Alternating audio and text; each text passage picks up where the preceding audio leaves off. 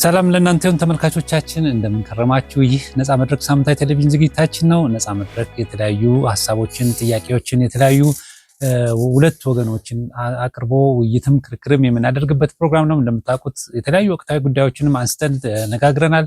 በተለይ ደግሞ በመጨረሻው ዘመን ላይ ረጅም ጊዜ ብዙ ፕሮግራሞችን ወደ እናንተ አድርሰን ነበር።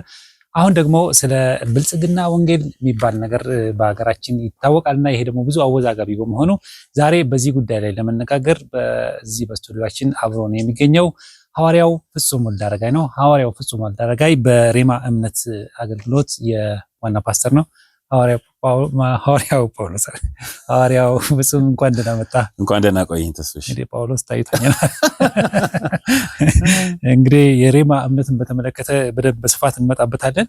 ዛሬ እንግዲህ የምንነጋገረው ስለ ብልጽግና ወንጌል አለ እንደ ብልጽግና ወንጌል የሚባል እንግዲህ ብልጽግና ወንጌል ሲባል ያው የተወሰኑ አማኞችን ወይም ደግሞ ቤተክርስቲያንን ሲፈረጅ ይሰማለሁ። ብልጽግና ወንጌል የሚባል ነገር ግን ከስክሪፕቸር ወይም ከመጽሐፍ ቅዱስ አታይም። ምናልባት ኢንፈሲስ በጣም ብልጽግና ላይ ኢንፈሲስ ተሰጥቶት ያ ጽኖ ተሰጥቶ የሚያስተምሩ አንዳንድ ጊዜም ደግሞ በጣም ማቴሪያል ላይ ወይም ደግሞ ገንዘብ ላይ በጣም አስተውለው ወይም ደግሞ አጠንክረው የሚያስተምሩ ማለትም ከሌላው በላይ ደህንነትም ከምንም በላይ የሚያስተምሩትን ፈርጃቸው ሊሆን ይችላል እንጂ ራሱን ብልጽግና ወንጌል ሰባኪ ነኝ ብሎ የሚጠራ አላየሁም። በእርግጥ ራሳቸውን ብልጽግና ወንጌል አይሉም። ነገር ግን ከትምህርታቸው ተነስተው እነዚህ የብልጽግና ወንጌል አስተማሪዎች ፍረጃ ሊኖር ይችላል። ከነዛ ውስጥ አንዱ ምናልባት የእናንተ ሬማ እምነት ነው ተብሎ ይጠረጠራል ሳይሆን እንደዛ እና ይባላልና ስለ ሬማ እምነት ትንሽ ብትነግረን። ምክንያቱም ሬማ እምነት ረጅም ጊዜ ቆይቷል ኢትዮጵያ ውስጥና አጀማመሩና እዚህ ትምህርቱን ከዚህ ብዙ ጊዜ ያው ይሄ ትችት ደርሷቸዋል ብዬ አስባለሁና እዚህ ጋር ስሙ የተነሳበት ምክንያት ምን እንደሆነ ከሱ እንደው ብንጀምር። እንግዲህ ሬማ እምነት አገልግሎት እንግዲህ እስከ ዛሬ 30 ዓመት በፊት ነው የተመሰረተው። ሲመሰረት ራእይ ነው የተመሰረተው። ቃሌን ስሙ፣ ያዘዝኳችሁን ሁሉ አድርጉ፣ እናንተም ሕዝብ ትሆኑኛላችሁ፣ እኔም አምላክ ሆናችኋለሁ በሚል በኤርምያስ 11 ቁጥር 4 ላይ ባለ ቃል እንደገና ደግሞ እንግዲህ እምነት ከመስማት ነው፣ መስማትም በእግዚአብሔር ቃል ነው፣ ከዛም ደግሞ ለሚያምን ሁሉ ይቻላል በሚል በእነዚህ 3 መሰረታዊ ቃል የተመሰረተ ነው። እግዚአብሔር ለባሪያው ራእዩን ሲሰጠው ሕዝቤን እምነትን አስተምር፣ ምክንያቱም እምነት ከሌለ ያው እግዚአብሔርን ፕሮቪዥን በረከቶች እና እግዚአብሔር የሰጠንን ነገሮች ሁሉ ለመቀበል በድል ሳይሆን በእምነት ስለሆነ ያ ሰዎችን ነፃ ያወጣል፣ ሰዎችም ደግሞ ራሳቸውን ችለው ይቆማሉ በሚል ያንን አንግበን እየተንቀሳቀስን ያለ ነው። በዚህም ብዙ ለብዙዎች በረከት ሆኗል፣ በዚህም ብዙ ተሰደናል። ምንድነው ስደቱ? እንግዲህ ያፈነገጠ ወንጌል ነው፣ ያፈነገጠ አስተምሮ ነው በሚል ያሳደውናል። ግን ያፈነገጠም አይደለም፣ መርሆችንም አስተምሮችንም ከመጽሐፍ ቅዱስ ነው የምናስተምረው። ስለዚህ ያው ሚስአንደርስታንድ ተደርገናል እላለሁ። እንግዲህ ያው አንዱ ይሄ ያፈነገጠ ነው የተባለበት ምክንያት የብልጽግናን ነገር ውስጡ አለው። ለምሳሌ የወርድ ኦፍ ፌዝ ወይም ደግሞ የእምነት ቃል የሚባል አስተምሮ አላችሁና ይሄ ለምሳሌ አማኞች ባለጸጋ መሆን አለባቸው፣ አማኞች ጤነኛ መሆን አለባቸው፣ ምንም አያገኛቸውም የሚል ትምህርት አላቸው ይባላልና እዚህ ላይ አማኞች በሙሉ ባለጸጋ መሆን አለባቸው ብላችሁ ታምናላችሁ? ምንድነው አሁን እዚህ ጋር ነው ሚስአንደርስታንድ የተደረገው። አማኞች ሁሉ ባለጸጋ መሆን አለባቸው ሳይሆን አማኞች ሁሉ ባለጸጋ ናቸው የሚል እምነት አለ። ምንድነው ባለጸግነት ወይም ባለጸጋ የሚለው ነገር እንግዲህ መተንተን አለበት። ግን ኢየሱስ ክርስቶስ እንግዲህ ኢሳይያስ ላይ እንደተናገረው ማለት ነው 60 ላይ ለድሆች ሁሉ ወንጌልን ሰብክ ዘንድ ልኮኛል ሲል ድህነት ታዲያ ባለጠጎቹ ወንጌል አልተሰበካቸውም? ገብቷል አይደለ? ለድሆቹ ሲል ሰው ሁሉ በኃጢአት ምክንያት ድሃ ነው። ስለዚህ ለድሆች ሁሉ ሲል ሲፈርጃቸው ሰው ሁሉ ነው። እንግዲህ ወንጌል የሚያስፈልገው ለሰው ሁሉ ነው።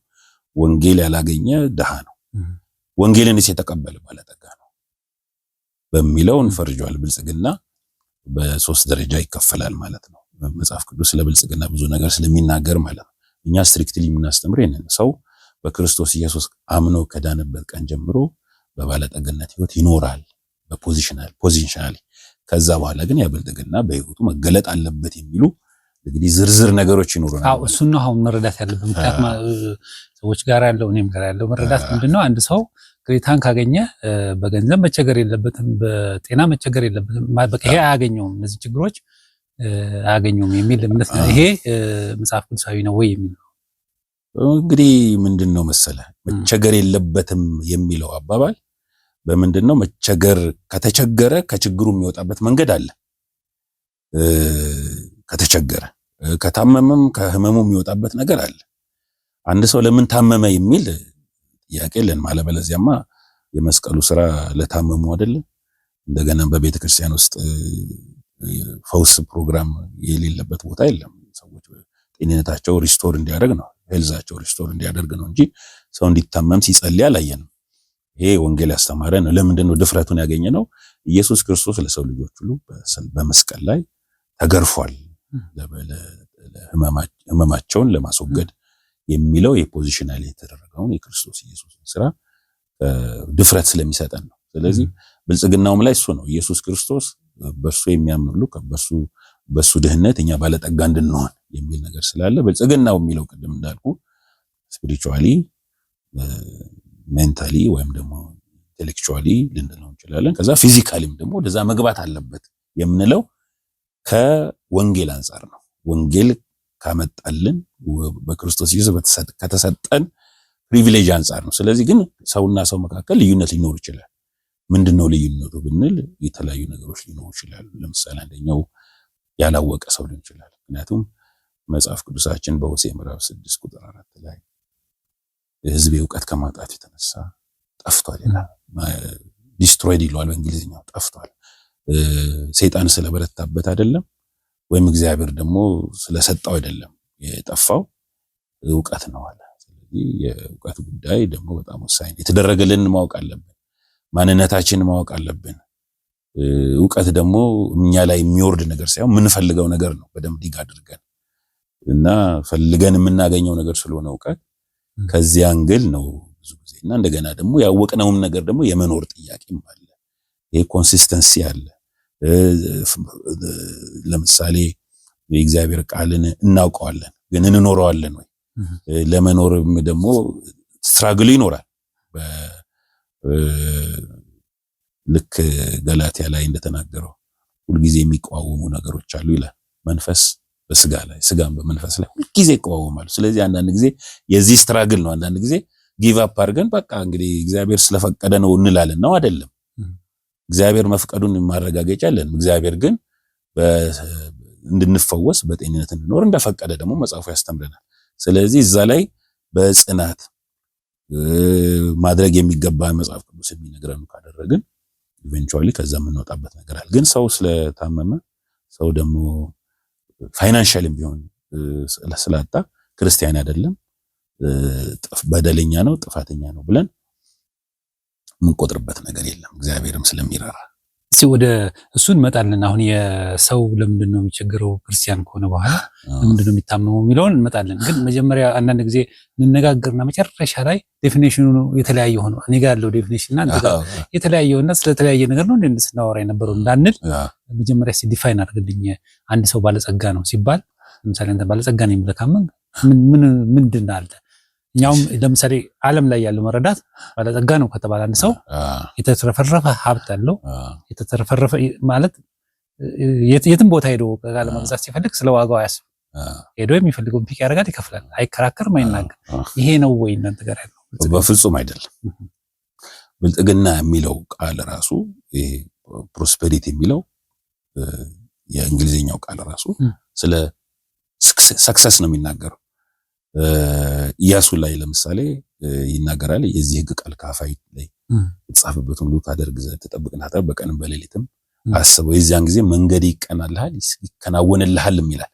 ሻል ቢ ፕሮስፐረስ ይላል በእንግሊዝኛው። ፕሮስፔሪቲ የሚለው ከዛ ድራይቭ ስለተደረገ ማለት ነው። ፕሮስፐረስ የሚባለው እንደት ሞልቶ የተረፈ የገንዘብ ማዕት ያለህ እና እንደፈለክ በገንዘብ የምትጫወት አይደለም። ምክንያቱም ሰው ዓለምን ሁሉ ቢያተርፍ ነፍሱን ቢያጎድል ምን ይጠቅመዋል ይላል።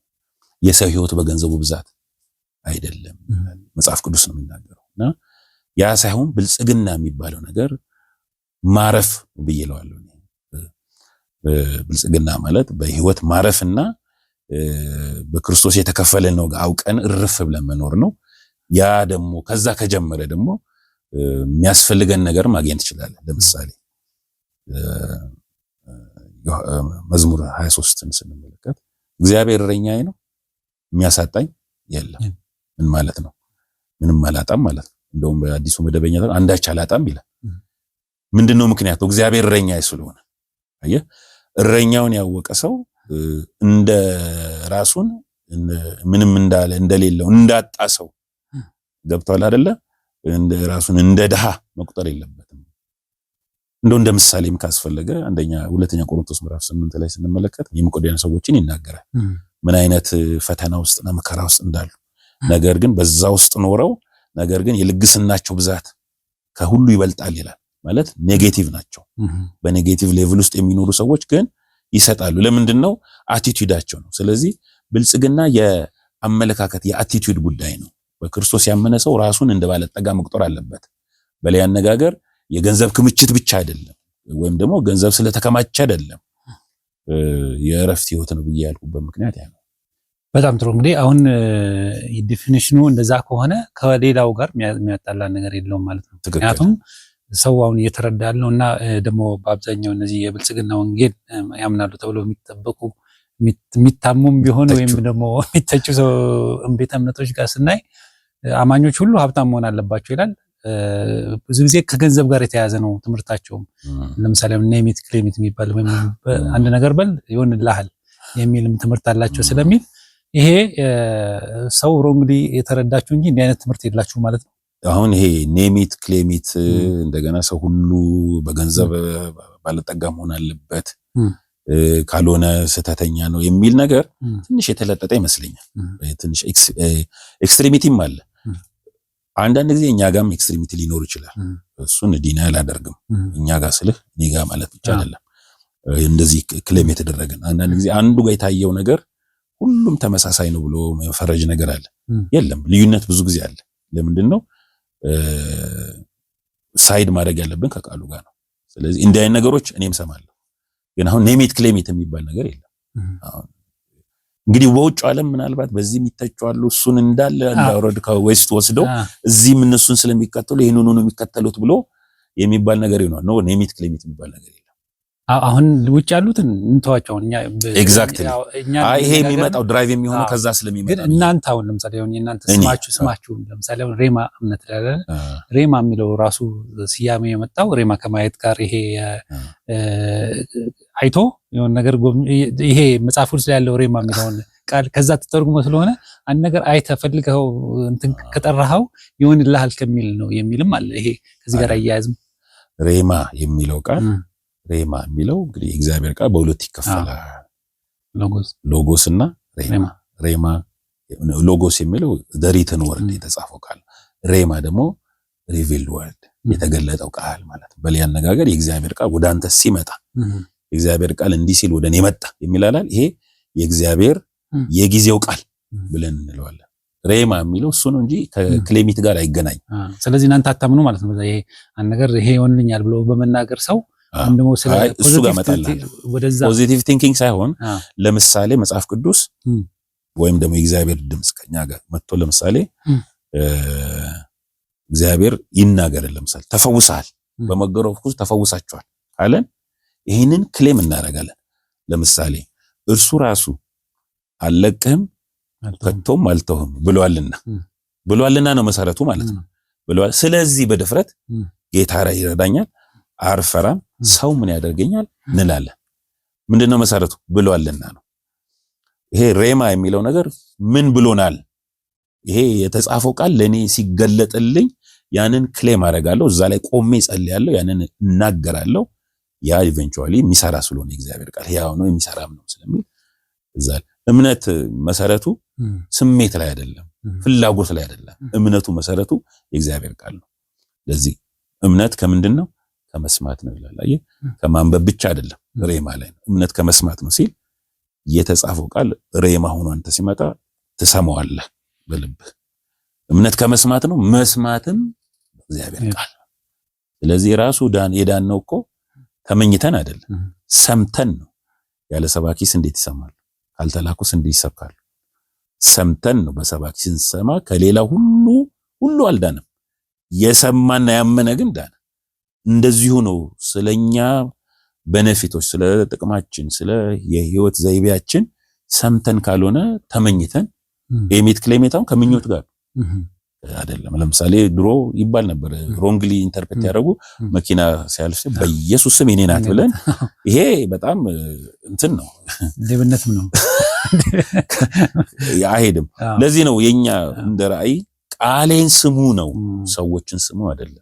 ፍላጎታችሁን ቃሌን ስሙ፣ ያዘዝኳችሁን ሁሉ አድርጉ ማለት መስማት ብቻ በቂ አይደለም፣ ማድረግም ያስፈልጋል። ከዛ እናንተ ሕዝብ ትሆኑኛላችሁ እኔም አምላክ ሆናችሁልኝና ሲቀጥም ይላል አወርሳችኋለሁ ይላል። ወተትና ማር የምታፈሰው ምንም የብሉይ ኪዳን ቃል ቢሆንም ፕሪንሲፕል ግን አለው እግዚአብሔር ስለማይለወጥ መርህ። እንግዲህ ወንጌል አንድ ሰው በሚሰማበት ጊዜ የመጀመሪያው ትልቁ ነገር የህይወቱ መዳን ነው፣ ከዘላለም ሞት ማምለጡ ነው። ግን በእናንተ ትምህርት ደግሞ በህይወቱ በዛ አይቆምም፣ ምድራዊ ነገርም ደግሞ ማግኘት አለበት የሚል እምነት አላቸው። ቅድም ትንሽ ነካክለኛልና አንድ ክርስቲያን ጌታን ካመነ በኋላ አሁን መጽሐፍ ቅዱስ ላይም ስታየው በብዙ ፈተና ውስጥ ችግር ውስጥ ያልፋል። በማጣት ውስጥ አንዱ ነው፣ በመራብ ውስጥ አንዱ ነው፣ በሽታ በመታመም ውስጥ አንዱ ነው። እነዚህ የሚታመሙ የሚያጡና የሚራቡ ክርስቲያኖች ምን ሆነው ነው ብላችሁ የምታምኑት? እንግዲህ ይሄ ነው አሁን ብዙ ጊዜ ልዩነት የሚፈጥረው እያስባለሁ። ግን እንደው በጥንቃቄ ይህንን ለመመለስ ሞክራለሁ። ሰው ጌታን አገኘ ማለት እንግዲህ ሙሉ ሰው ሆነ ማለት አይደለም። በእግዚአብሔር ቤት ውስጥ የሕፃንነት ዘመን አለ፣ የጎልማሳነት ዘመን አለ፣ የማቹሪቲ ዘመን አለ። ስለዚህ ሰው በክርስቶስ ኢየሱስ በማመኑ ይድናል። መዳን ማለት ምንድነው? ስምህ በሕይወት መዝገብ ላይ ይጻፋል፣ የእግዚአብሔር ልጅ ትባላለህ፣ የእግዚአብሔር ቤተሰብ ውስጥ ትገባለህ አይደለ? ጸድቀሃል፣ ነጽተሃል፣ ከድሮ ህይወትህ አዲስ ፍጥረት ሆነሃል። እዛ ላይ አያበቃም። እዛ ላይ ማበቃት ስለሌለበት ሰው በዴይ ቱ ዴይ ላይፉ በእግዚአብሔር ቃል እያደገ መብቱን እያወቀ ማንነቱን በሚገባ እየተረዳ ምንጩን ወይም ሶርሱን እግዚአብሔርን በሚገባ እያወቀ የእግዚአብሔርን ፍቃድ እየለየ ከዛም በምድር ላይ ያለውን ነገር እንዴት እንደሚያሸንፍ እያወቀ ይሄዳል። ስለዚህ በዛን ወቅት ውስጥ ለዚህ ነው መጽሐፍ ቅዱስ አስተማሪዎች መሆን ሲገባችሁ ይላል። አሁንም ሕፃናት ናችሁ፣ ስለዚህ ጠንካራ ምግብ ለእናንተ መስጠት ተቸግሬያለሁ። ጠንካራን ምግብ በስራ ለለመደ ልቦና ላላቸው ለፍጹማን ሰዎች ናቸው። ስለዚህ ለሕፃናት ጠንካራ ምግብ አትመገቡ። ስለዚህ ሰው እያደገ ሲመጣ ፕሪቪሌጁ በክርስቶስ ያገኘውን መብት፣ በክርስቶስ ያገኘውን ነፃነት፣ በክርስቶስ ያገኘውን ማንነት እንደገና ከአባቱ ጋር ያለውን ግንኙነት እያጠበቀ የሚሄድበት ፕሮፐር የሆነ ዳይት ምግብ ስፒሪቹዋል ዳይት ማግኘት አለበት። ያም ባወቀ ቁጥር እንግዲህ እያደገ መብቱን እያወቀ መብቱን እየተጠቀመ ከጥገኝነት ራሱን እየቻለ ይመጣል ማለት ነው። ልክ ያው ትሩዝ ኦል ትሩዝ አር ፓራለል ይባላል። እውነት ትይዩ ነው። ስለዚህ በምድር ላይ ያለ ሕፃን ሲወለድ እያደገ እንደሚመጣ ሁሉ ከጠባቂዎች በታች ነበረ፣ ከጠባቂው እየወጣ ራሱን እየቻለ እንደሚመጣ ሁሉ ያ ነው። ስለዚህ ለዚህ ነው ሰው በተለያየ ነገር ስላለፈ በቃ አንድ ሰው በተለያየ ነገር ማለፍ አለበት ማለት ነው። አንድ ነገር ግን ማረጋገጥ ፈልጋለሁ። ምንድነው? ሰው ስለ ወንጌል፣ ስለ ኢየሱስ፣ ሰው ስለ እውነት ሊሰደድ ይችላል፣ መከራ ሊደርስበት ይችላል አይደለ? ሰው ግን በመስቀል ላይ የተከፈለለትን ነገር ግን ባለማወቅና ማድረግ የሚገባን ባለማድረጉ ሰፈር ማድረግ የለበት። ያ ሊያልፍበት ይችላል፣ ግድ የለም። ግን አይ በቃ እግዚአብሔር ስለፈቀደ ነው፣ የእግዚአብሔር ሐሳብ ነው በሚል የእግዚአብሔር መልክ ማበላሸት የለበትም። ሰው ነው እግዚአብሔር መልካም።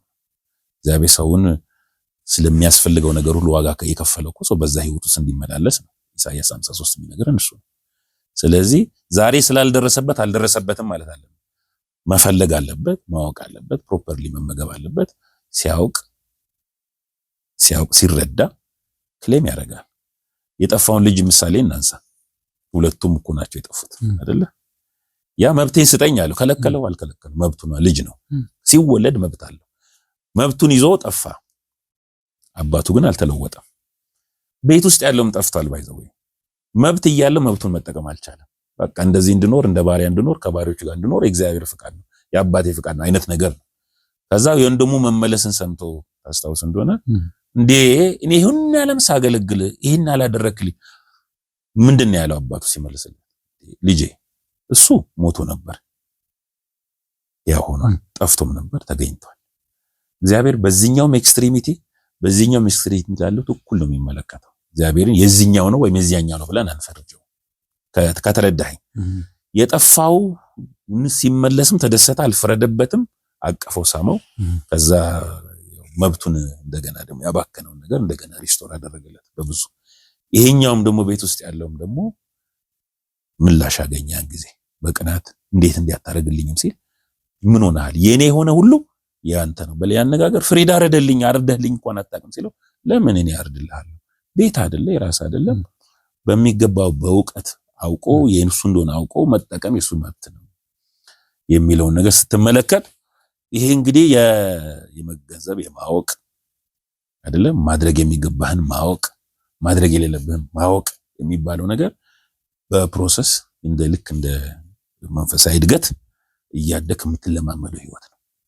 ስለዚህ አሁን በዚህ አስተምሮ መሰረት አንድ ሰው ጌታን ካወቀ በኋላ እየተማረ ሲመጣ በሀብትም በጤንነትም እያደገ ይመጣል ማለት ነው። አዎ ምልህ ምን መሰለህ ይሄ ሀብት የምትለው ነገር ምክንያቱም አሁን ትኩረቱ ብልጽግና ወንጌል ስለተባለ ስለገባኝ ቅድም ዲፋይን አድርጌያለሁ። ባይዘው ብልጽግና እረፍት ነው። ለምሳሌ ከገንዘብ ጋር አይገናኝም ብለኛል። እሱ ከሆነ ምንም ልዩነት የለም ከሌላውም ጋር። ከገንዘብ ጋር አይገናኝም ሳይሆን ያልኩት አሁን ወደዛ ስለመጣን ነው። ትኩረቱ እሱ አይደለም። ዋናው ትኩረት ገንዘብ። በቃ አንድ ሰው ሀብታም ስለሆነ በቃ መንፈሳዊ ነገር ገባው፣ ተረዳ፣ አደገ፣ በሰለ፣ በለጸገ ብለህ የምትለው ሳይሆን ጳውሎስም እኮ ምን ብሏል? የምበላውና የምለብሰው ካለኝ ያለኝ በዚህ ሁሉ ያለኝ ይበቃኛል ማለትን አምርጋለሁ። ኤክሰሲቭ ነገር እንደውም ሌላ ፈተና ነው ለኔ። አሁን this is my personal view እና ግን ሰስቴን ማድረግ አለበት። አንድ ሰው ባለው ነገር መርካት አለበት። ይሄ ብልጽግና የምንለው ማለት ማረፍ አለበት ባለው ነገር። በጦት ምክንያት መቆዘም የለበትም። የተለያየ እንትን ውስጥ መግባት የለበትም፣ ፈተና ውስጥ መግባት የለበትም ባይዘው። ስለዚህ እግዚአብሔር ባለን ነገር የምንረካበት ህይወት ነው የሰጠን ማለት ክርስትና ህይወት። ገባህ አይደለ? ያንን ካገኘህ እነዚህ ሰዎች እኮ ቅድም የነገርኩህ የመቄዶንያ ሰዎች የድህነት ጥልቀት አለ ማለት በጣም ድሆች ናቸው። ሰርፌስ ላይ ያላቸውን ህይወት ነው የሚናገረው። ከምን የተነሳ ነው የሚለው እዛ ስናነበው ብዙ መከራ ደረሰባቸው ስለ ወንጌል። ከዚህ ስለተነሳ ምናልባት ተዘርፈው ሊሆን ይችላል፣ ተወስዶባቸው ሊሆን ይችላል። እንግዲህ እኛ ጋርም ስለ ወንጌል ብዙ መከራ የሚቀበሉ ሰዎች አሉ አይደለ? በዚህ ውስጥ ግን አልተናወጡም ይላል። ለምነው ነው ያደረጉት። እኛም መሳተፍ አለብን። ድሃዎች ናቸው ብላችሁ አትከልክሉ። ስለዚህ ይሄ ፕሮስፔሪቲ ሜንታሊቲ ያላቸው ሜንታሊቲ ማለት ብልጽግና የሚባለው የሜንታሊቲ ጉዳይ ነው። ስለዚህ ካልሰጠን አሉ ከዛ ዝቅ ይልና ሄደና ኢየሱስ ክርስቶስ ስለናንተ ድሃ የሆነው እናንተ በሱ ሆናችሁ ባለጠጎች እንድትሆኑ ይላል። ይሄ እንግዲህ ማቴሪያል ብቻ አይደለም። ኢቭን ዞ ማቴሪያል ምድር ላይ እስካለን ድረስ ማቴሪያል እንደሚያስፈልገን ሁሉ ይታወቃል አይደለ? ስለዚህ ያንን አባት አለን። አባት ካለን እግዚአብሔር ፕሮቫይደር ነው። እረኛ አለን። አንዳንድ አጫጠም ብለን ክሌም ስናደርግ እግዚአብሔር ሪሶርሶችን ይሰጣል። ምክንያቱም ከውስጥ ነው የሚነሳው ከውጭ አይደለም። እምልህ ከገባ ገብቶኛል። ክሊር እያደረግነው እንሂድ ብዬ ነው። ምክንያቱም አሁን ለምሳሌ ብልጽግና ላይ ያተኮሩን እንጂ በሽታም ደግሞ አንድ ነገር ነው። ለምሳሌ አሁን እናንተ ቤተክርስቲያን ውስጥ ገንዘብ የሌላቸው ሰዎች አሉ፣ ባለጠጎች ናቸው። አሁን ባለኝ ትምህርት አሁን በነገርከኝ ይጀምራል። ባለጠጎች ናቸው ማለት ከገንዘብ ጋር የተያያዘ አይደለም ስላልከኝ ሁሉም ሰው መሰረቱ ማለት ግን አንድ ሰው በጌታ ቤት በቆየ ቁጥር ገንዘቡም ይሄ እውቀቱ እየገባው ሲመጣ ባለጠጋ እየሆነ ሌግዠሪ ላይፍ እየኖረ የሚፈልገውን ነገር ሁሉ እያደረገ ጤናውም ደግሞ ሙሉ እየተሟላ ምንም ነገር ሐኪም ቤት የሚባል ሳይ ወደ መሞት ይሄዳል ብላችሁ ነው? እንደዛ አይነት እምነት ነው አሁን? ምክንያቱም የተረዳው አሁን እንደዛ ነው። ግልጽ ነው። ይሄ ምንድነው መሰለህ እንደዚህ አይነት ህይወት የመኖር አክሰሱ አለን። አሁን በደም ተረዳኝ። እንደዚህ አይነት ህይወት የመኖር አክሰስ አለ። ለምን ተከፍሏል? ኢየሱስ ክርስቶስ ለዚህ ሁሉ ከፍሏል። አሁን ያንን የመኖር አክሰሱ ያለን ሰው ግን ሊሚትድ ስለሆነ ምንድነው ምክንያቱ? የእውቀት አንደኛ፣ ያንን ያወቀውን የመኖር የመለማመድ ህይወት ሁለተኛ፣ ሶስት ደግሞ ስትራግል አለው ብያለሁ ከነፍሱ ጋር ሪስቶር ያላደረገ ያልዳነ ማንነታችን ስላለ ያ ሁሉ ስትራግል ስላለው ኦል ኦፍ ሰደን በአንድ ጊዜ እዛ አይነት ህይወት ውስጥ ይገባል ብለህ አትጠብቅም። አሁን አክሰሱ አለን ስትል አሁን ተመልካችም የሚረዳው ምንድነው አንድ ክርስቲያን በእውቀት አደገ ቁጥር ሌክዠሪ ላይፍ የሚኖር ለምሳሌ ማንም ሰው ሀብትን የሚጠላ የለም፣ ቢኖረው ደስ ይለዋል። ማንም ሰው ጤንነት የሚጠላ የለም፣ በጣም ጤነኛ ሆኖ መኖር የሚፈልግ ግን ባደገ ቁጥር ይሄን ታገኛለህ ብለህ ያንን እየፈለገ መኖር ይችላል አለ ወንጌሉ ይላሉ። አሁን እናንተ በጌታ ቤት በቆያችሁ ቁጥር እንግዲህ አንድ ጥቅስ የጠቀስኩልህ ወደምትፈልጉት ሀብት ትገባላችሁ፣ ጤንነትም ታገኛላችሁ። ወደምንፈልገው ሀብት እንገባለን አይደለም ያልኩት፣ ወደምንፈልገው ሀብት እኔ አሁን እስካሁን ድረስ የተናገርኩት ማለት አሁን ይሄ ከሌክዠሪም ጋር ስለሆነ የሚገናኘው ይሄ ሌክዠሪ አይደለም፣ ሌክዠሪ አይደለም፣ ያለኝ ይበቃኛል ነው። በሌላ አነጋገር የቀረው እግዚአብሔር ፕሮቫይድ የሚያደርግን ነገር ይሄ ያለው ትንሽ የባለጠጋ ህይወት አንደኛ ህይወት ምንድነው? የማካፈልን የመስጠት ባለው መጠን ማለት ነው። ባለው መጠን። ስለዚህ ሌክዠሪየስ ላይፍ ምን ይጠቅማል ነው የሰው ሁሉ ዓለምን ሁሉ ቢያተርፍ ይላል። ስለዚህ ሌክዠሪየስ ላይፍ አብርሃም ባለጠጋ ነበር አይደል? ማን ያባለጠጋው? እግዚአብሔር ነው። ግን በጣም ብዙ ከብት ብዙ እንትን ነበረው አይደል? ያነበረው ምንድን ነበር የጎደለው? ልጅ አልነበር። ኦኬ።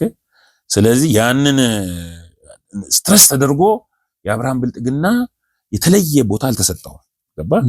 ግን ምንድነው ልል የፈለኩት አክሰሱ አለን ነው። አክሰሱ አለን ኢን ሴንስ ምን ማለት ነው? አክሰሱ አለን ማለት ኢየሱስ ክርስቶስ በከፈለልን ዋጋ እግዚአብሔር ፍቃዱን በዛ ገልጦልናል። የእግዚአብሔርን ፍቃድ በሱ ተከናወነ ይላል። ምንድነው ይሄ የኃጢአት ባርነት አይደለ? የእርግማን ባርነት ከእርግማን በታች የመኖር ህይወት በመስቀል ላይ መልስ ተሰጥቶታል አይደለ? ተከፍሏል። ከዚህ በኋላ የኛ ድርሻ ነው። እግዚአብሔር ዝም ብሎ ዳም አያደርግብንም።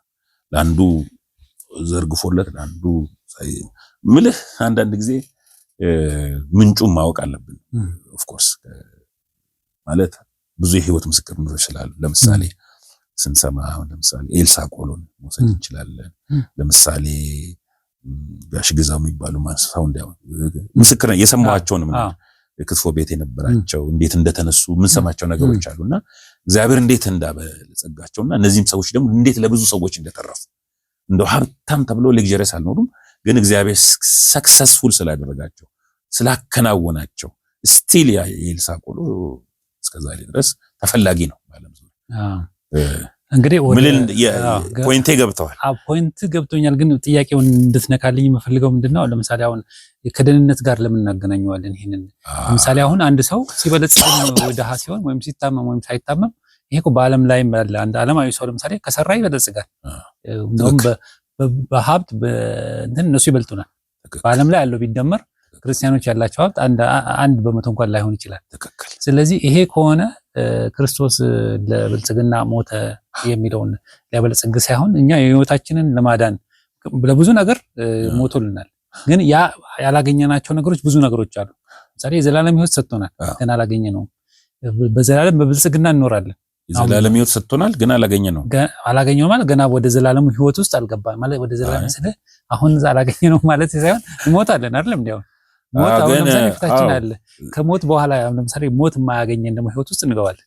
ያን ማለት ነው። አዎ፣ ግን ይሄ ዘላለም ሞት ራሱ እኮ ይከፋፈላል። የስጋ ሞት ለብቻ ነው።